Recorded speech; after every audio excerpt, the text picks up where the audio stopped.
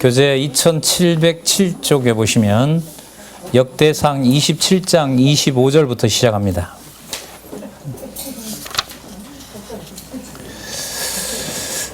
예.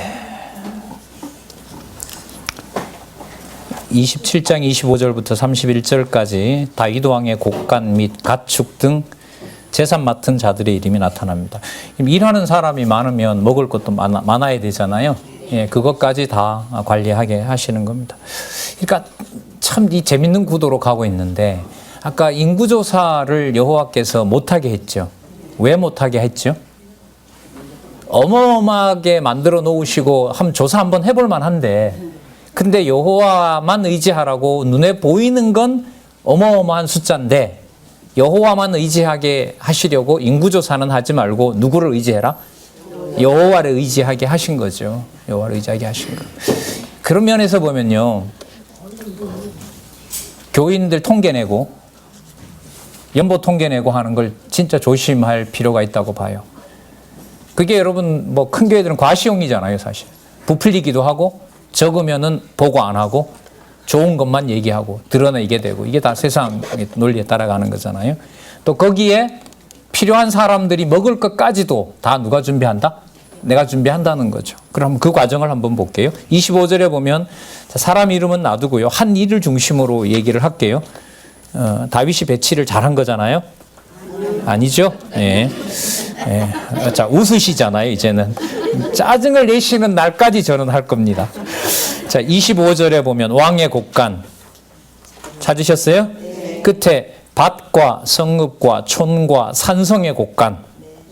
26절에 농부 감독.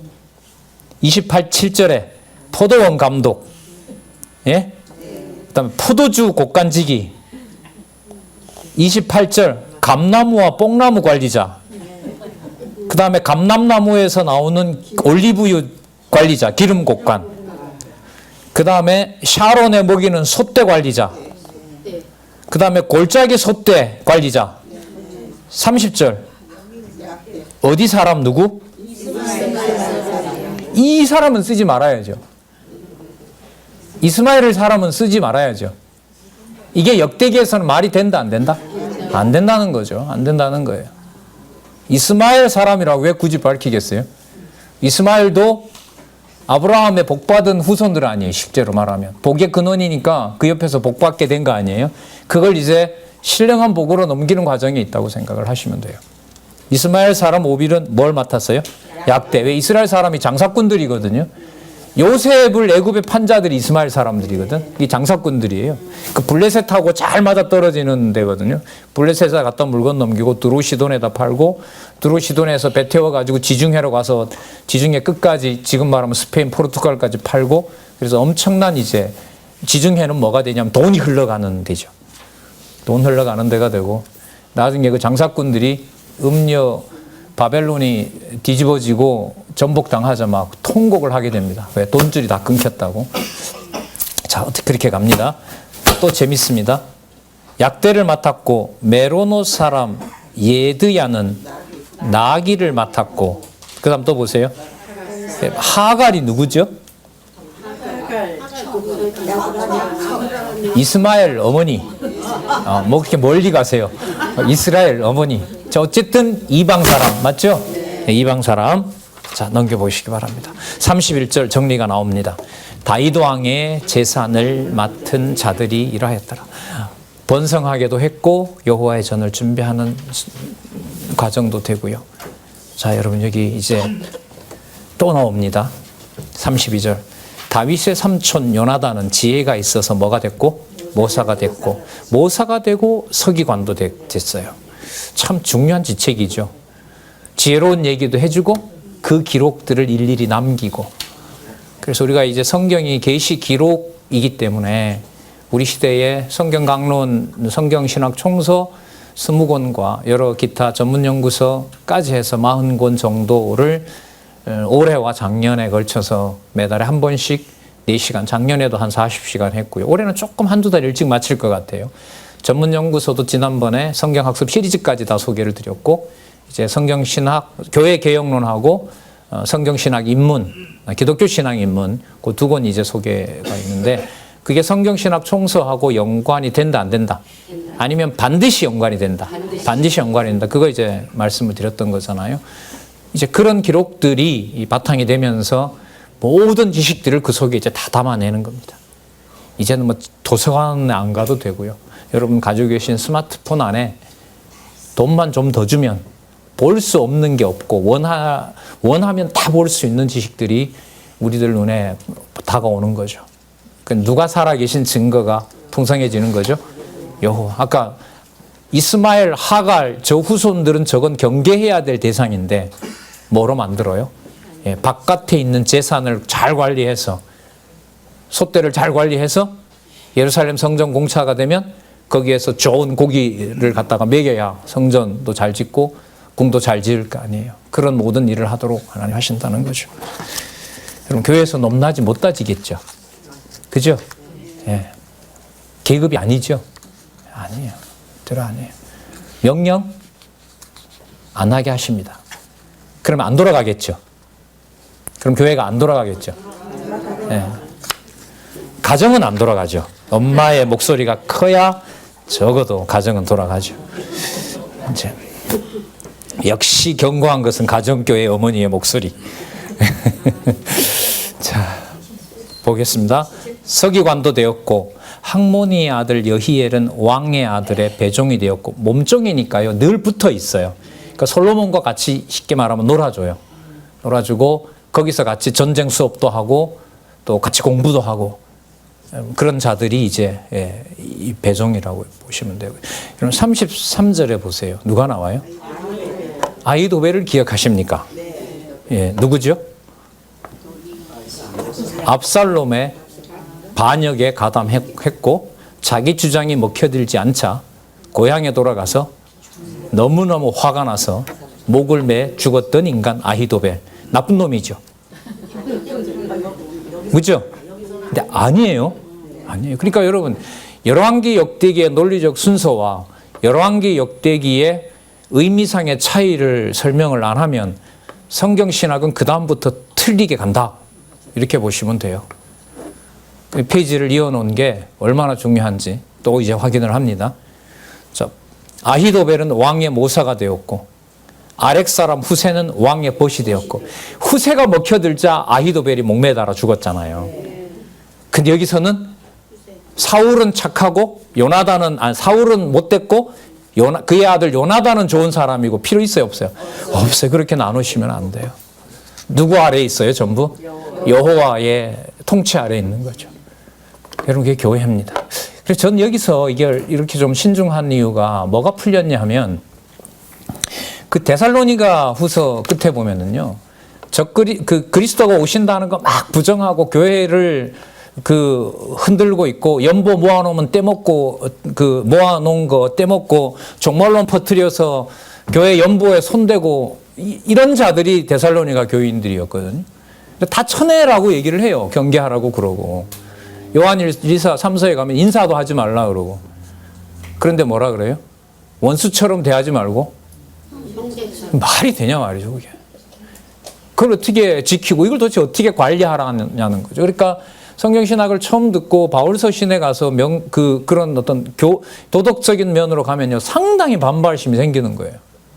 이게 할 수 없는 게 뻔한데 근데 우리 예를 광남노회 시절에 보면 그 부분 가서는 그 부분대로 또 명령을 하거든요. 묶이는 일이 참 많았습니다. 장안중앙교회에서 어떤 여전도의 특강에 권사님들 뭐 좀 하세요라고 이제 이 목사님이 특강한 게 있었어요. 그걸 가져다 지방에다 갖다 틀었죠. 여기 봐라. 장안중앙교회도 권사들이 하라고 명령하지 않느냐. 네. 그런 일까지 있었어요. 한두 가지가 아니죠. 뭔 일이 있으면 또 여전도회 특강해서 거기서 이제 목사님이 하라는 걸로 명령을 만들어서 또 일을 진행을 하고. 아닙니다. 아니에요. 그러나 지금 역대기로 보면 그 모든 장안중앙교회 역사와 강남노회의 역사와 일시적으로 잠시 있었던 몸담았던 총회 모든 과정이 진짜 참 성전인 누구의 성전? 여호와의 성전, 여호와의 왕국, 하나님의 나라, 그리스도의 교회를 교회되게 하기 위한 과정이었다는 거죠. 그럼 그렇다고 그게 좋았다는 게 아닙니다. 여러분 여기에 나온다고 해서 아히도벨이 예를 들면 뭐 천국 갔다라든지 뭐 평가를 아히도벨의 모든 죄가 사해졌다든지 이렇게 가면 될까요? 안 될까요? 안 되는 거예요. 그건 아히도벨로 계속 얘기가 되잖아요. 빨리 누구 이름으로 올라와야 돼요? 여호와께서라고 올라와야 돼요. 평가는 여호와께 맡기는 거죠. 그래서 여러분 성경 신학이 완간되고 더 확증된 이 시대에서 성경을 앞에 놓은 신앙의 선배의 환경이 됐을 때 성경을 정확하게 전하는 것만큼 무서운 하나님의 심판이 없습니다. 들을 자 듣게 하고 못 들을 자 못 들게 하면 되는데 선명하지 않게 하면 그게 정확한지 안 한지를 사람이 헷갈리게 되고 그 말은 모르면서 못 전한 것은 어떻게 보면 좀 이해가 되지만 알고서도 이용하려고 그렇게 하면 그건 한참 벌써 적그리스도 속으로 들어가 있는 거죠. 그래서 교회는 말씀드립니다만은 편해서 편한 건 아닙니다. 세상에 이렇게 깨끗한 게 없는데 이걸 뭐 하려고? 내가 가진 어떤 말과 행동이 그걸 흠집낼까 봐. 그래서 그걸 뿌옇게 만들어 놓고 입김이 서리게 할까 봐. 그런 두려움 속에 있는 거죠. 왜요? 그게 막연히 두려워서가 아니라 너무너무 진리의 성읍이 깨끗하기 때문에. 그게 여러분 저는 이제 사권에 나와 있는 경건, 성도들의 자태 이렇게 얘기를 하죠. 뭐가 보고되고 있으니까 마지막 결론인 생명. 여호와 하나님의 영원하신 생명이 계시되고 있는 거기 때문에 그게 가정교회에서부터 시작된 보여주고 있는 어마어마한 일들이기 때문에 그렇게 말씀을 드립니다. 자, 34절. 분하야의 아들 여호야다와 아비아달은 보세요. 누구 다음이라 그래요? 아히도벨의 다음이 되었다 하니까 아히도벨이 얼마나 똑똑한 줄 아시겠죠? 그 자를 누구 옆에다 붙여놓았어요? 다윗에게 붙여놨죠. 그리고 나중에는 다 쓰고 뭐 한 거예요? 예, 처리해버리는 거죠. 그 다음 또 나오죠. 누구는? 요압은 군대 장관이 되었더라. 인간 기준의 선악으로 얘기를 할 수가 없습니다. 자, 그러면 이 모든 것들을 누가 해오신 일이다? 여호와께서 하신 일이다라고 지금 이게 뭐 한 400년 같으면은 다윗의 일 같으면 여러분 한 600년 전 일이나 550년 전 일이죠. 그걸 사무엘과 열왕기와는 다르게 무슨 일로? 누구의 일로? 누구의 집으로? 여호와의 나라와 여호와의 집으로. 여러분 이걸 감을 잡으셔야 나중에 욥 시편 잠언 전도로 들어갑니다. 시편에 가서 이런 면에서 보면 시편이 먼저 나오면 참 좋겠는데 이런 생각도 들어요? 아니요. 뭐 성령께서 실수하셨을까 봐요. 욥기에서부터 끝나고 시편으로 가서 아가서에 가서 마무리가 되는 겁니다. 자, 그럼 그때 가서 또 보도록 할게요. 이 흐름이 그렇게 되네요. 여러분 28장, 29장 2709페이지에 보시면 뭐라고 나오죠? 유언과 찬양이죠. 이제까지 누가 해오신 거니까. 아마 너무너무 분명한 거예요. 늘 아쉬움이 있다 그랬죠. 이게 구약 근거, 신약 근거 성경 구절들 나오니까요. 꼭 염두에 두셔서 우연이 된 것이 아니다라는 걸 여러분 꼭 확인을 해보시기 바라고요. 자, 28장 1절에서부터 10절에 보면 다윗이 백성에게 뭘 들어서? 여호와의 언약을 들어서 굳게 다짐합니다. 그럼 누구 나라예요? 여호와의 나라라는 거죠. 1절. 다윗이 이스라엘 모든 방백, 곧 각 지파의 어른, 그 다음에 체벌하여 왕을 섬기는 반장들, 아까 나왔죠? 24,000명들, 그죠? 그 다음에 천부장, 백부장, 왕과 왕자의 산업과 생축의 감독과 환관과 장사와 용사를 예루살렘으로 다 소집했어요. 이에 다윗 왕이 일어나 가로되 나의 형제들 나의 백성들아 내 말을 들으라. 나는 여호와의 언약궤 곧 우리 하나님의 발등상을 봉헌할 전. 참 표현이 이쁘죠.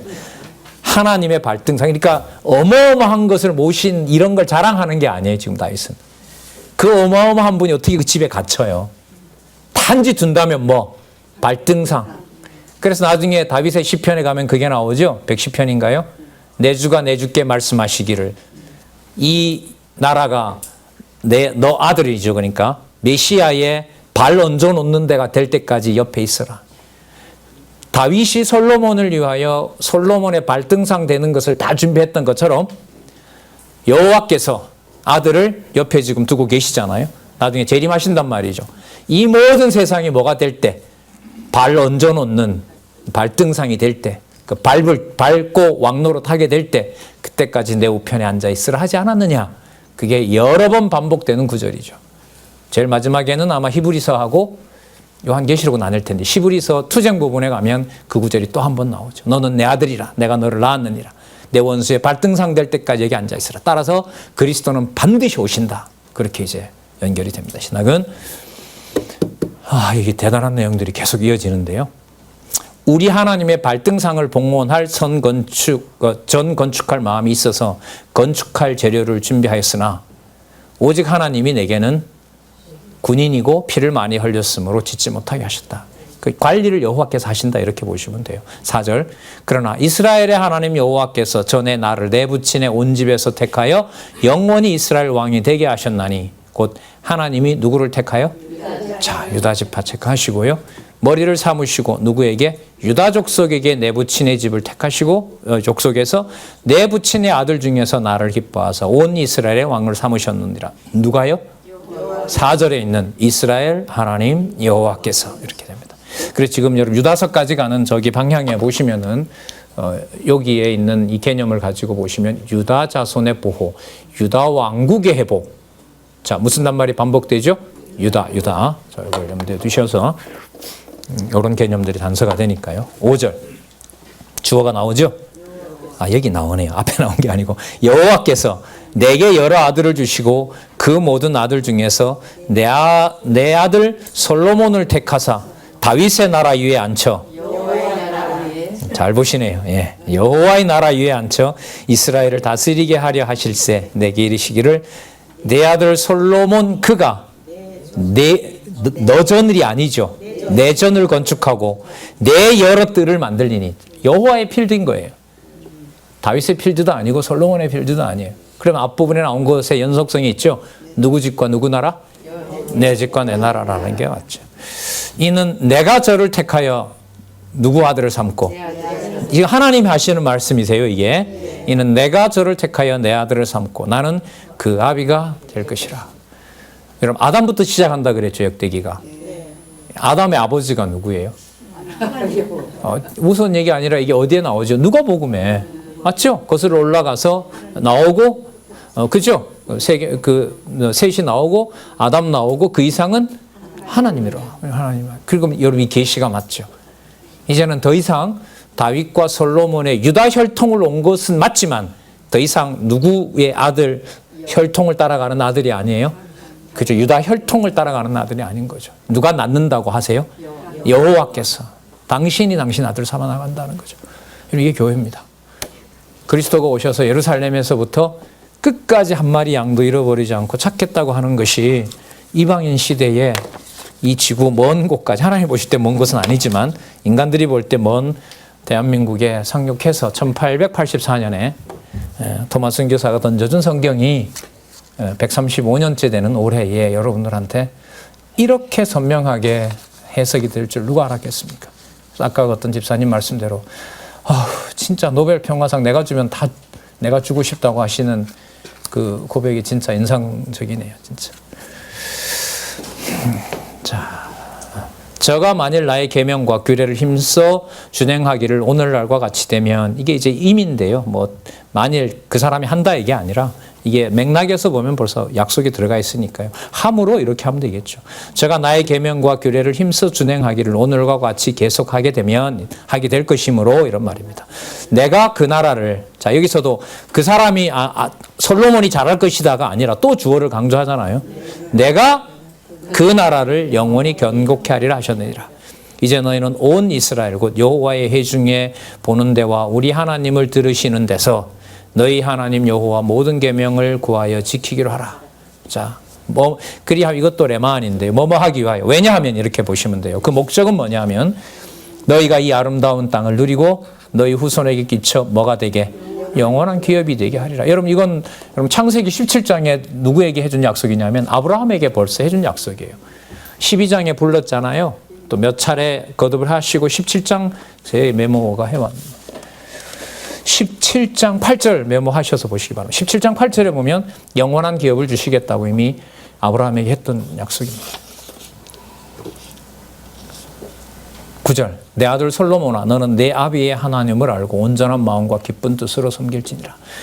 여호와께서는 마음을 감찰하사 모든 사상을 아시나니 내가 저를 찾으면 만날 것이요. 이 말은 뭐 네가 찾으면 만나고 아니면 이게 아니라 아까 여러분 영원한 기업이라는 말이 나왔죠. 그죠? 영원한 기업이 나왔으니까 만일이라고 하는 것은 솔로몬이 조건을 하는 게 아니라요. 쉽게 말하면 뭔 일이 벌어져도 이 말입니다. 붙잡혀가건 붙잡혀가지 않건 나라가 갈라지건 갈라지지 않건 저가 너를 찾으면 만날 것이요 버리면 저가 너를 영원히 버리시니라. 그러니까 좋은 일 나쁜 일 없다 그랬죠. 역대기에서는 어떤 일이 벌어져도 그 모든 것이 무엇의 증거다? 앞부분에 나왔던 영원한 기업의 증거다. 그거 버리는다라고 얘기를 하지 말아라. 자, 그렇다면 삼가해야 될 게 하나가 있겠죠. 상황에 따라서 사람 따라가지 않고 누구만 의존하는 거, 그리고 여호와만 의존하게 하는 거. 그 일을 지금 성전을 통해서 이 자리에 여호와께서 지을 준비를 나를 통해서 한 것이다. 자, 10절 그런즉 너는 삼가할지어다. 주어가 또 강조되죠. 누가? 여호와께서 너를 택하여 성소의 전을 건축하게 하셨으니 힘써 행할지니라. 솔로몬이 힘써 행하는 게 아니죠. 여호와께서 열심을 내시고 있다는 것이 확증이 되는 겁니다. 사람이 열심을 내고 사람이 의지력을 동반하는 데서 한마디만 제대로 말이 전달이 안 되면 사람 쪽으로 무게중심이 확 넘어오는 거죠. 참 수고했다고 말씀은 드리고 인사도 드리는데 그 말을 성경신학에서는 좀 주저하게 되죠. 그래서 어쨌든 저자 강의를 여러분 많이 들으셨지만 목사님들한테도 특히 박수 치지 마시라고 그렇게 부탁을 하고 대륙에 가서도 저도 그렇게 부탁을 드리고 그런 게 이제 자신이 그렇게 챙기는 것이 아니라 보혜사 성령께서 인도해 가는 과정은 그건 당연한 거죠. 그래서 가족 문화도 우리가 군사부 일체라고 해서 계급 관계가 확 강하잖아요. 우리나라 같은 경우에. 이걸 대체할 존경은 무한히 하고 신앙을 물려준 신앙의 선배인 부모에게 또 할아버지 할머니에게 그리고 예의는 갖추게 되고 하지만 예의는 갖추되 그게 사람을 숭배하는 것이 아닌 문화. 그건 진리밖에 없어요. 이건 진리밖에 없어요. 진리밖에 없어요. 그래서 할아버지가 잘해주셔서 할머니가 잘해주셔서 우리 부모 덕분에 내가 이렇게 해줬는데 너가 왜? 이런 구도로서는 가정교회에서 진리의 성읍이 될 수가 없거든요. 근데 이걸 이제 유대인도 아닌 우리에게 먼저 주셨는데 그 일이 어떻게 이제 벌어질지. 어제 지방 갔다 오니까 어떤 분이 그동안 안 보이던 후배가 어제 왔는데 어머니랑 같이 되게 사람들이 좋아하고 그러더라고요. 오랜만에 와서 좋아했다기보다가 지금 이렇게 성경을 공부하는 이런 교회 분위기에 와서 함께 공부했으면 좋겠다라는 그런 면에서 환호했다고 나는 생각을 한다. 이렇게 해석을 했는데요. 그 일들이 여러분 지방에서도 일어나고 있는 게 너무너무 감사하더라고요. 자, 그 다음 볼까요? 여호와께서 주신 성전의 양식과 규모를 상세하게 솔로몬에게 전해줍니다. 설계도를 만들어줘요. 솔로몬한테. 그러니까 설계도도 만들어주게 하시고 또 뭐예요? 필요한 거 다 해주고 바깥에 성전 짓는 동안 소라함이 안 생기도록 장관들 다 세워놓고 이방에 올 모든 금은 보화들은 다 루트를 만들어 놓고 진짜 다윗이 얼마나 준비를 잘했어요.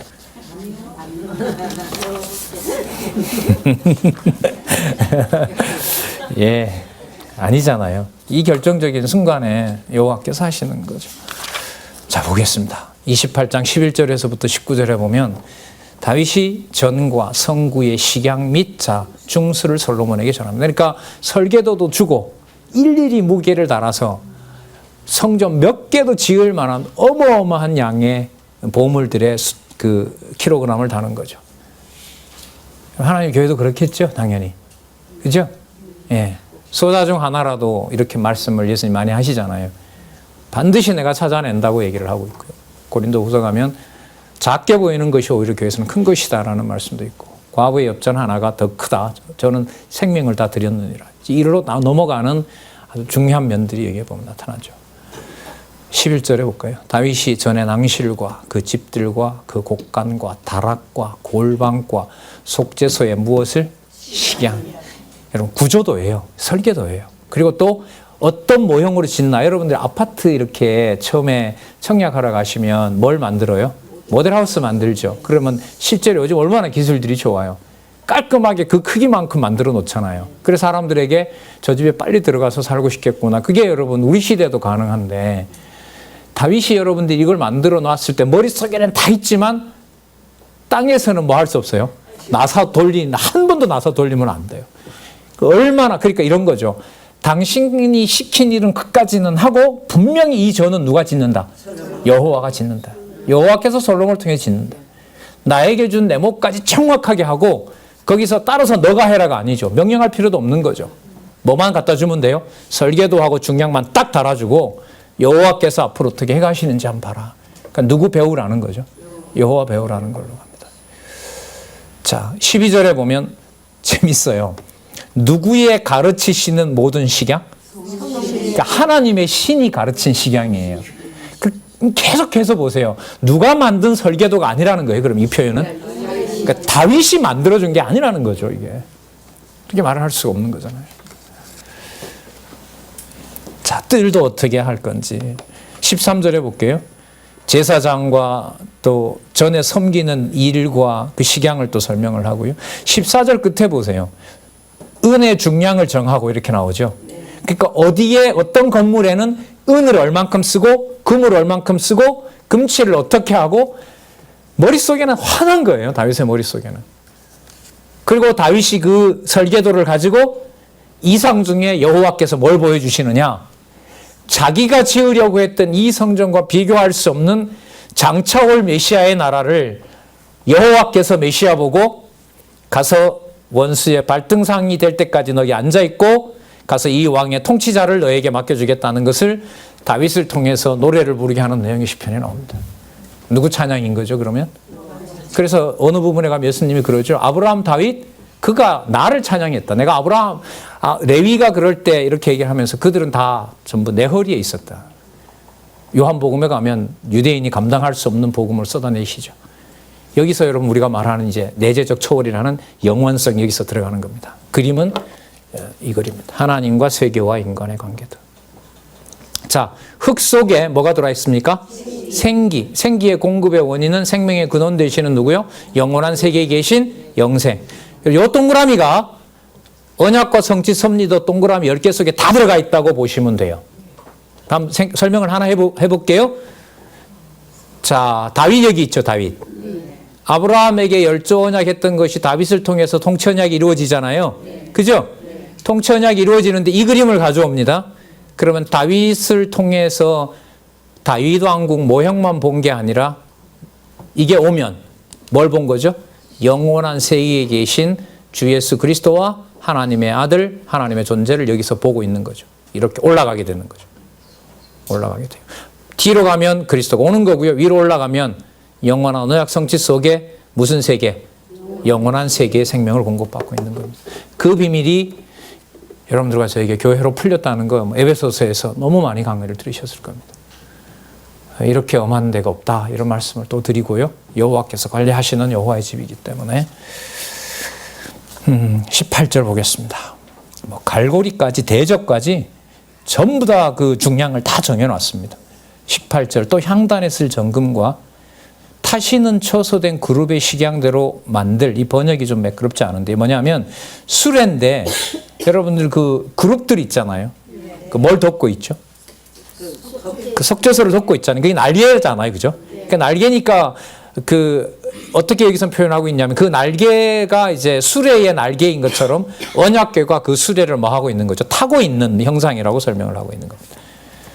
자, 바른 성경의 번역이 좀 깔끔하게 되어 있는데요. 타시는 처소된 그룹의 식양대로 만들 금의 중량을 정하여 주니 이렇게 됩니다. 다른 번역을 좀 받는 수레 곧 여호와의 언약궤를 펼쳐 덮고 있는 근 그룹들의 모형을 주었다. 이게 그러니까 모세에게 보여줬던 그 식양을 지금 성전에 와서 그대로 이루어주는 것이죠. 예. 이 그룹들은 날개를 펴서 여기 나오네요. 뭘 덮고 있었더라? 여호와의 언약궤를 덮는 것이었더라. 그걸 여기서 표현을 하나님의 수레를 타셨다. 영광스러운 모습을 표현하고 있습니다. 19절 볼까요? 다윗이 가로되 이 위에 모든 것의 식양을 누구의 손이? 여호와의 손이 내게 임하여 그려 나로 알게 하셨느니라. 누가 그렸어요? 다윗이 그렸죠.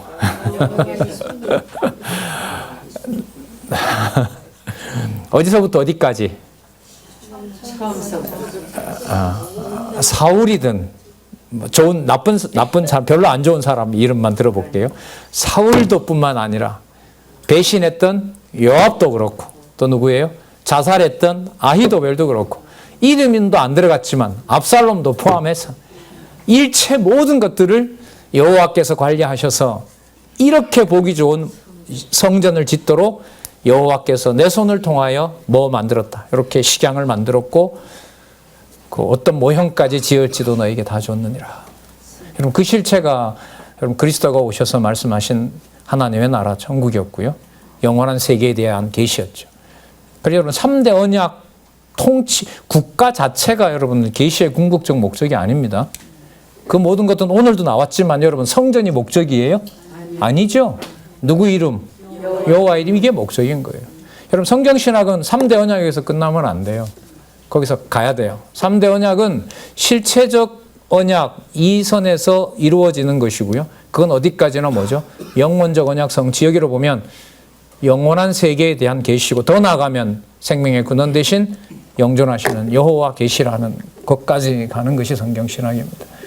그래서 성경신학을 얘기를 할 때 3대 언약이 맞느냐 하나님 나라가 맞느냐라고 누가 물으면 두 가지 다 틀린 겁니다. 아셨어요? 궁극적인 것은 누구로 간다? 여호와 계시로 간다. 이게 성경신학에서 말하는 신학의 근본 주제이고 성경의 본래 목적입니다. 자, 여기도 보면 설계도인데 누가 그렸다 그래요? 여호와께서 그러셨다. 여호와의 손이 그랬다. 예. 그러니까 여러분 그 숯 담는 그 짐승들 똥 담는 그 그릇까지 함부로 하나도 만든 게 없어요. 다 식양대로 만들어야 돼요. 자, 20절부터 21절까지 다윗 왕이 솔로몬에게 담대히 전 건축할 것을 부탁합니다. 또 그 아들 솔로몬에게 이르되 너는 강하고 담대하게 일을 행하고 두려워 말며 놀라지 마. 아직 어리거든요. 되게 어립니다. 지금 내가 여호와의 전 역사의 모든 일을 마칠 동안에 여기 또 나옵니다. 여호와 하나님 나의 하나님이 너와 함께 하사 내게서 떠나지 아니하시고 너를 버리지 아니하시리라. 제사장과 레위 사람의 반열이 있으니 여호와의 전에 모든 역사를 도울 것이요 또 모든 공력의 공교한 공장이 그 기술자들이 기쁜 마음으로 너와 함께 할 것이요 모든 장관과 백성이 온전히 내 명령 아래 있습니다. 그러니까 사도 바울의 편지 문안에 그리스도로부터 은혜와 평강이다라고 하는 것은요. 솔로몬이 다윗이 모든 백성을 부르고 여호와 앞에서 솔로몬에게 약속해 줬던 그 이름대로 샬롬이잖아요. 솔로몬 샬롬 다 같은 말이거든요. 그 평강이 하나님의 교회를 통하여 예루살렘에서부터 땅끝까지 이방인에게 포함되는 다윗 언약, 아담 언약에 대한 확증을 염두에 두고 그 문안을 할 수밖에 없는 거죠. 그리고 편지 말미에도 그렇게 문안 인사를 꼭 할 그거밖에 없죠. 왜? 그 교회가 누가 살아계신 증거니까요? 여호와께서 살아계신 증거니까. 축복을 안 빌려야 안 볼 수가 없는 거죠. 그 축복은 곧 그 교회의 가치를 아는 누구에게로 돌아오니까? 나에게 돌아오는 거니까요. 내가 바로 여호와의 계시가 되는 이 엄청난 사건을 지금 우리 시대에 저희들이 보고 있는 거죠. 다윗 왕이 전 건축을 위하여 금과 은 헌납을 촉구합니다. 다윗도 그 자기 사제를 다 털어요. 그러니까 총력을 기울입니다. 뭐 하는 일에? 성전 짓는 일에. 마찬가지죠, 저희도. 우리 보통 연보라고 하지만 그게 무슨 물질만 얘기하는 게 아니잖아요. 시간과 모든 것까지 다 여호와께서 여호와의 성전 위하여 봉사하도록 하시는 거죠. 1절에 보시면 다윗 왕이 온 회중에게 이르되 내 아들 솔로몬이 홀로 하나님의 택하신 바 되었으나 오히려 어리고 연약하고 그 역사는 어마어마하게 큰 거죠. 이전은 사람을 위한 것이 아니요. 자, 분명히 짚을까요? 누구를 위한 것이다? 여호와 하나님을 위한 것이다. 17장 14절. 내가 이미 내 하나님의 전을 위하여 힘을 다하여 예비하였나니 기구를 만들 금, 은, 노, 철, 나무, 만호, 박, 보석, 꾸밀는 보석, 채석, 다른 보석, 화반석이 매우 많으며 3절 볼게요. 성전을 위하여 예비한 이 모든 것 외에도 내 마음에 내 하나님의 전을 사모함으로 나의 사유의 금은으로 내 하나님의 전을 위해 드렸나니 자기 가지고 사제까지 다 털어버렸어요. 다 털어버렸어요. 자, 5절에 보면 금은 그릇을 만들며 공장의 손으로 4절에 보면 오빌의 금, 이건 외부에서 오는 금이거든요. 3,000달란트면 여러분 금이 100톤이 넘답니다. 금이 100톤이다?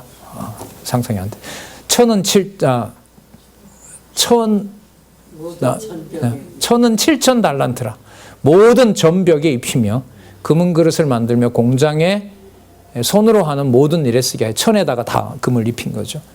오늘날 누가 즐거이 손에 채워 여호와께 드리겠느냐? 난 이렇게 드리고 싶은데 드리고 싶은 사람들 드리세요. 자, 6절에 보면 모든 족장과 이스라엘 모든 지파 어른과 천부장과 백부장과 왕의 사무감독이 다 즐거이 드리되 7절 하나님의 전 역사를 위하여 금 5,000달란트 금 다릭 1만 다릭은 여러분 페르시아 동전 단위라고 하니까요. 이 기록을 당시가 페르시아라는 것도 증명한다고 합니다. 은 1만 달란트 그 다음에 놋 1만 8천 달란트 철 11만 달란트 이거. 자, 8절 무릇 보석이 있는 자는 게르손 사람 여히엘이 손에 붙여 여호와의 전 곳간에 드렸더라. 9절 백성이 자기의 즐거이 드림으로 기뻐하였으니 곧 저희가 성심으로 여호와께 드리며 즐거이 드리며 다윗 왕도 기쁨을 이기지 못하였더라. 그럼 여러분 지금까지 다윗이 잘 모았나요? 여호와께서 모으게 하셨습니까? 그렇죠. 그럼 앞으로 진행된 일도 누구를 찬양한 일밖에 없어요? 여호와를 찬양하는. 자기가 못 짓지만은 분명히 지어질 것을 확신하고 여호와께 번제도 드리고 화목 제물도 드려요. 그 죄를 뭐라 그러죠? 자기가 못 지었잖아요. 근데 저건 반드시 지어지잖아요. 왜냐하면 여호와께서 해오셨고 여호와께서 하실 일이기 때문에 이미 지어진 성전에서 내가 찬송하는 것을 상상을 하면서 여호와께 감사 제물을 드리고 그걸 여호와께서 받아주세요. 거기서 아름다운 서원이 생깁니다. 무슨 죄죠? 이게 바로 서원죄입니다. 그래서 나중에 시편에 가셔서 서원이라는 말이 수십 번 반복할 때 아직 지어지진 않고 언약을 받은 상태에서 예를 들도록 하겠습니다. 사울에게 쫓겨다니는 신세고 압살롬에게 쫓겨다니는 신세이지만 성전은 반드시 지어져요? 안 지어져요? 지어지죠. 그러면 사울이 죽이려고 하고 압살롬이 배신해서 죽이려 하더라도 성전이 반드시 지어지기 때문에 그 성전을 생각하고 쫓겨다니는 들판에서 무슨 죄를 드릴 수 있을까요? 그렇습니다. 상황은 보면 나쁘잖아요. 그죠? 감사 상황이 아니잖아요. 근데 그 확신을 지금 역대기에서 보면 누가 주신다는 거죠? 여호와의 신으로 하신다고 했잖아요. 그러면 여러분 저희들과 여러분에게 임한 보혜사 성령께서 어디에 계시든지 간에 약속된 성전을 지켜 하신다면 그 성전에서 그 자리에서 감옥에 들어간 바울은 감사 못하고 바울의 감옥에 나왔을 때만 은혜와 평강을 얘기할까요? 감옥에 보내도 상관없을까요? 상관없죠. 에베소서에 나오죠. 여기에 와서 이방인들의 교회에는 손은 못 대고 단지 편지만 보내서 여러분들에게 진리 전하는 게 이게 제가 갇힌 게 여러분들께 영광입니다. 말이 나오죠. 그게 구약의 배경이 없으면요. 그 말 몇 마디를 소개하고 이해하기가 어렵습니다. 신약은. 그 서신서가 저는 처음에 이렇게 짧게 나왔을 때 좀 굉장히 불안했어요. 구약처럼 좀 큰 덩치로 상세하게 풀어주면 좋을 텐데 왜 이렇게 신약은 막 명령 같기도 하고 뭐가 담겨 있는 것 같기도 하고 그냥 바울 서신 내용이 여러분 역사서가 아니잖아요. 무슨 뭐 전쟁터 나가서 누구 뭐 죽이고 뭘 쳤고 이런 게 아니란 말이죠. 그냥 어떻게 보면 추상적인 명사들이 빼곡한 거예요. 예? 뭐 여러분 우리 무엇인가 사권에 보시면 나오지만 그 10개 이상의 낱말들이 나오는데 손에 뭔가 잡히는 게 아니란 말이죠. 아 진짜 어렵더라고요. 이게 특히 이건 명령인데 이 명령을 어떻게 봐야 되나. 성령께서 하신다고 하는데 뜻에 왜 이렇게 명령은 강한가 이게. 구약의 바탕이 안 돼 있으니까. 성경 강론은 구약의 바탕을 두고 신약이 기록되었다라고 그렇게 얘기를 하고 그걸 안내하고 있는데 그걸 모르다 보니 구약에 이미 약속한 바가 무엇인지 기억이 안 나니까 그게 단지 사도 바울이 고린도 교회에 명령한 거로밖에 더 들겠습니까? 그건 또 배운 게 있어서 아니라고 하니 그건 또 뭐예요? 그 본문은 그대로 또 다 빠져나가는 거죠. 상관없는 게 돼버리는 거죠. 여러분, 그 모든 게 다 어떤 의구심도 없이 다 풀렸다는 거죠. 자, 29장 10절 그 맥락에서 이 말씀이 나옵니다. 다윗이 온 회중 앞에서 여호와를 송축하여 가로되 누구를 다시 송축하죠? 우리 조상 이스라엘의 하나님 여호와여 주는 영원히 송축을 받으시옵소서. 11절 여호와여 광대하심과 그 다음 권능과 영광과 승리와 위엄이 다 주께 속하였사오니 천지에 있는 것이 다 주의 것이니라. 그래서 제가 또 제 아들이 여기도 몇 가지 가지고 지어 넣었다고 해서 우리가 자만할 수가 없습니다. 초라해 보일 뿐입니다. 그렇다고 아무런 아무 의미도 없는 무의미한 것은 아닙니다. 그러나 자랑할 수 없습니다. 단지 시킨 일 했을 뿐입니다.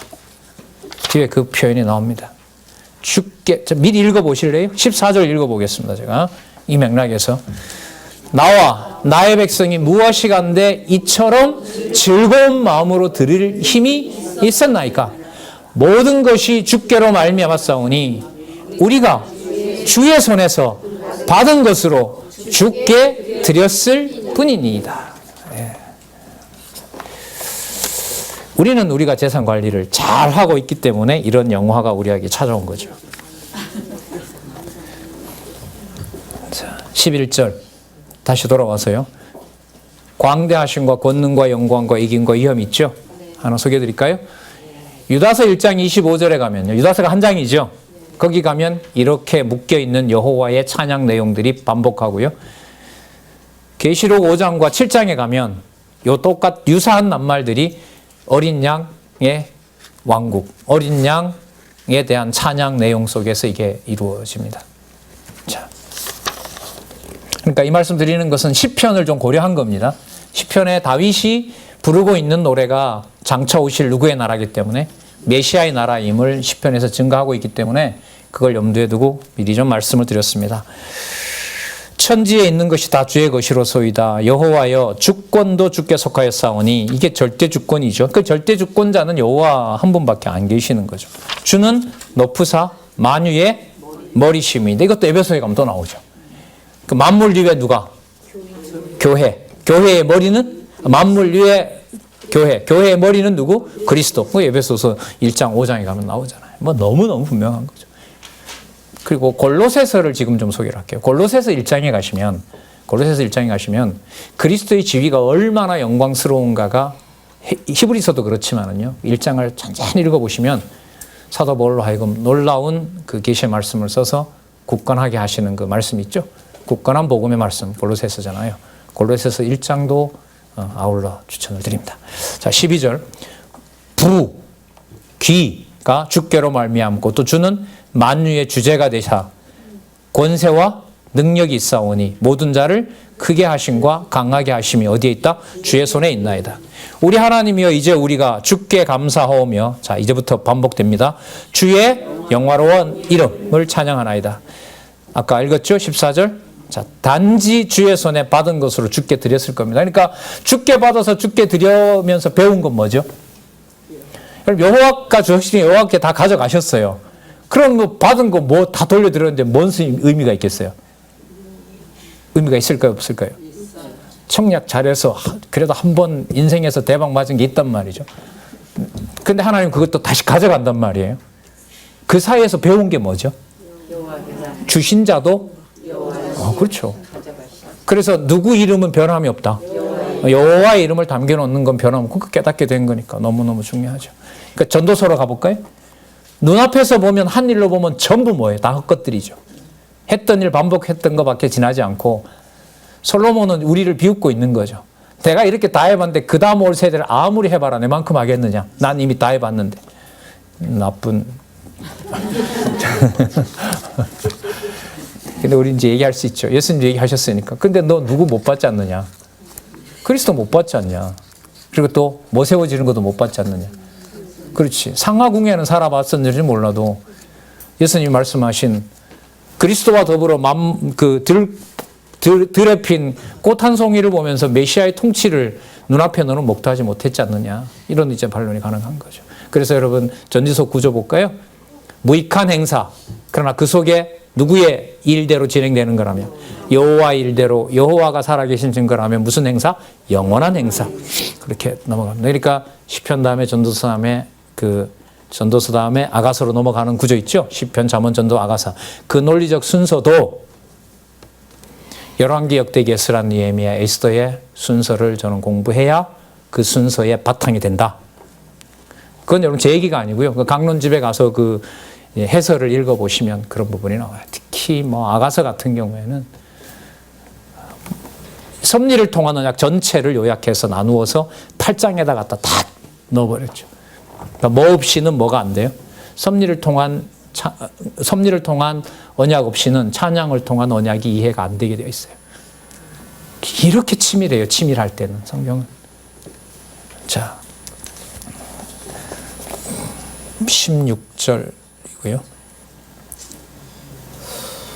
우리 하나님 여호와여, 우리가 주의 거룩한 이름을 위하여 전을 건축하려고 미리 저축한 이 모든 물건이 미리 뭐 했다고요? 저축했어요. 하나님 저축시켜 놓은 거죠.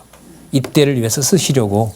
다 주의 손에서 왔사오니 다 누구 것이다? 다 주의 것입니다. 다시 반복하면 주의 손으로 받은 거 그냥 주께 드렸고 여호와 받은 대가로, 여호와 깨달은 대가로 다시 여호와께 드릴 뿐입니다. 이거죠. 17절 나의 하나님이여 주께서 마음을 감찰하시고 정직을 기뻐하시는 줄을 내가 아나이다. 그러면 여러분 마음의 정직함의 내용은 결국은 누가 만들어내시죠? 여호와께서. 자기 것을 자기 것이라고 행세하지 않고 여호와의 이름에 모든 걸 돌려드리도록 여호와께서 하시는 겁니다. 그러니까 여러분 제가 어쨌든 여러분들도 그렇고 저도 그렇고 말씀을 소개한다고 하면 오늘 여러분들 뵙고 제가 명령한 적 없잖아요. 성경에 명령 나온 거 없잖아요. 명령은 여호와의 언약을 확증하는 거였고요. 아니면 전부 여호와 주어였고요. 그럼 여러분 성경에 기록되어 있는 것을 전달하는 것만큼 무서운 명령과 무서운 하나님의 심판이 없습니다. 받아들일 귀 있는 자들에게는 생명의 언약이 되는 거고요. 성경 정확하게 전하는 것만큼 무서운 게 없어요. 그렇게 전하려고 하는 것을 막고 차단하고 왜곡하고 뒤에서 그 교회를 허물고 있고 자기 편을 끌어들이고 우리가 선한데도 이미 그 자리에 임한 하나님의 심판은 엄청나게 무서운 겁니다. 기회가 되면 데살로니가 전서 아까 소개해 드렸지만 원수같이 대할 수는 없고 나중에 판 베드로도 하나님의 성령으로 하나님의 자녀 삼아주시고 사도로 삼아놓은 일이 있기 때문에 한마디는 알려주고 싶죠. 진리 전하는 거 방해하는 일에 그 방향으로 가지 말았으면 좋겠다. 이거 막을 일이 아니다 이건. 국가 권력에 의해서 행정력을 판사가 동원해서 법 집행을 하라고 때리는 그 판결봉에 못하겠습니까? 하나님의 말씀이. 그러니까 참 굉장히 아슬아슬한 시대에 살고 있다는 생각이 많이 들어요. 엄격하고 아슬아슬하고 그러나 받은 걸로 보면 노다지 이상인 거고요. 자, 신중해야 하고 삼가 근신할 수밖에 없죠. 이것에 맞추어서 다음에 저희들 공부할 내용이 잠언입니다. 어쨌든 시간서가 다 나오네요. 끝날 때까지. 그 순서대로 다음에 가서 또 확인하도록 하죠. 18절 보겠습니다. 우리 열조 아브라함과 이삭과 이스라엘의 하나님 여호와여 주께서 이것을 주의 백성의 심중에 영원히 두어 하게 하시고 진짜 이거 어떻게 하면 좋아요? 내가 관리를 그래도 좀 했고 이게 나와야 되는데 그 마음을 예비하여 주께로 돌아오게 하옵시며 또 내 아들 솔로몬에게 정성된 마음을 주사 주의 계명과 법도와 율례를 지켜 이 모든 일을 행하게 하시고 내가 위하여 예비한 것으로 전을 뭐하게 건축하게 하옵소서. 더 이상 할 말이 없죠. 여호와라는 주어로 여호와께서 하신다는 말이 나왔는데 더 이상 할 말이 뭐가 있겠어요.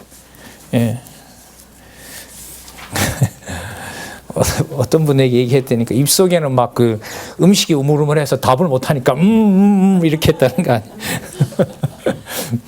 대답을 빨리 못하니까 이렇게 했다는 거 아니에요. 누가 하신다고? 여호와께서 하신다고.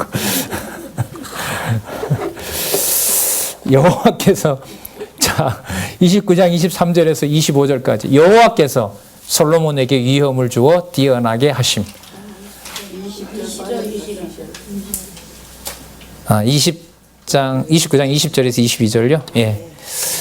예, 또 정리하면 우리 식사하면 될 것 같아요. 20절 끝에 보면 머리를 숙여 20절 봐야 되겠습니다. 다윗이 온 회중에게 이르되 너희는 너희 하나님 여호와를 송축하라 하매 회중이 그 열조의 하나님 여호와를 송축하고 머리를 숙여 여호와와 누구에게? 왕에게. 그럼 왕은 여러분 왕이 높이려는 게 아니죠.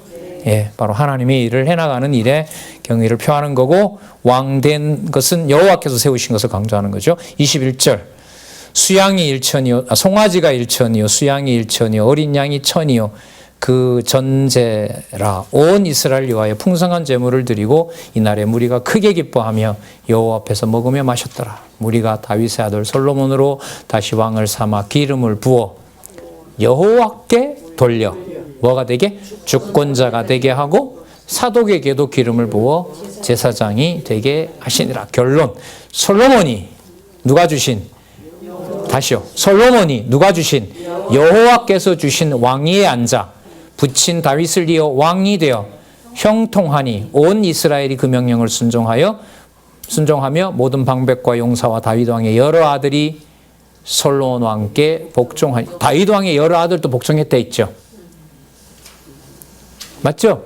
24절에 이것도 다 정리돼요.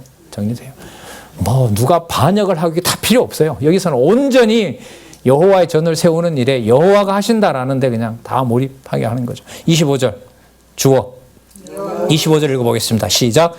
여호와께서 솔로몬으로 이스라엘 무리의 목전에 심히 존대케 하시고 왕의 위엄을 주사 그 전 이스라엘 모든 왕보다 뛰어나게 하셨더라. 그 다음 쭉 읽고 정리할게요. 이새의 아들 다윗이 온 이스라엘 왕이 되어 이스라엘을 치리한 날짜는 40년이라. 헤브론에서 7년, 예루살렘에서 33년을 치려했더라. 저가 나이 많아 늙도록 부하고 존귀하다가 죽음에 그 아들 솔로몬이 대신하여 왕이 되니라. 다윗 왕의 시종 행적이 선견자 사무엘의 글, 선지자 나단의 글, 선견자 갓의 글에 다 기록되었고 또 저의 왕된 일과 그 권세와 저와 이스라엘과 온 백성 열국의 지난 시간들이 다 기록되었더라. 자, 그 다음에 하나님께서 이렇게 하여 다윗 왕조를 어떻게 보호해 가시는지. 자, 그럼 지금까지 결론으로 보면 다윗 왕조 보호가 아닌 궁극적인 목적이 아닌 다윗 왕조를 통하여 통치 언약을 이루어 가시는 누구? 여호와의 언약, 메시아에 대한 언약을 해 주시는 내용입니다.